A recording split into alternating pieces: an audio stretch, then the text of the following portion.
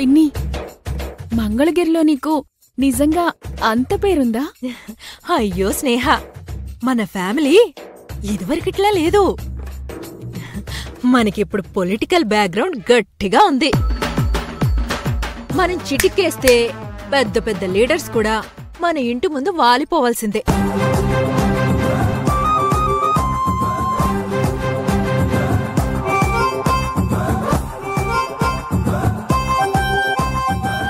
అది మన లెవెల్ అంటే.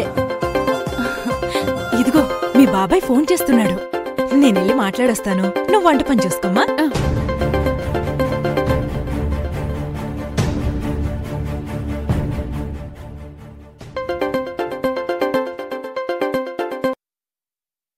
ఏందయ్యా, నిన్ను ఫోన్ చేయొద్దని చెప్పాను కదా, ఎందుకు చేస్తున్నావు? మేడం గారండి, నీతో మాట్లాడకుండా ఉండలేకపోతున్నానండి, అందుకే ఫోన్ చేశా. చాలా చాలే సంబడం. ఇంతకీ ఎందుకు ఫోన్ చేసావో చెప్పు. ఎందుకా, నువ్వేమో మంగళగిరిలో సగం మంది దగ్గర అప్పులు చేసి హైదరాబాద్ వచ్చేసావు.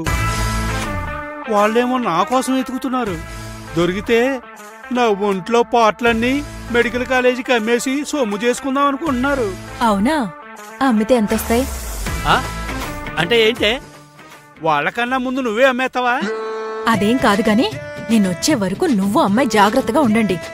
ఎందుకుండను, నేనిప్పుడు మంగళగిరిలో లేను, హైదరాబాద్ వచ్చేసాను. ఏంటి, హైదరాబాద్ వచ్చేసావా? మరి అమ్మాయి? అమ్మాయి ఫ్రెండ్ ఇంట్లో ఉందిలే. నాకిక్కడ చాలా హ్యాపీగా ఉంటది.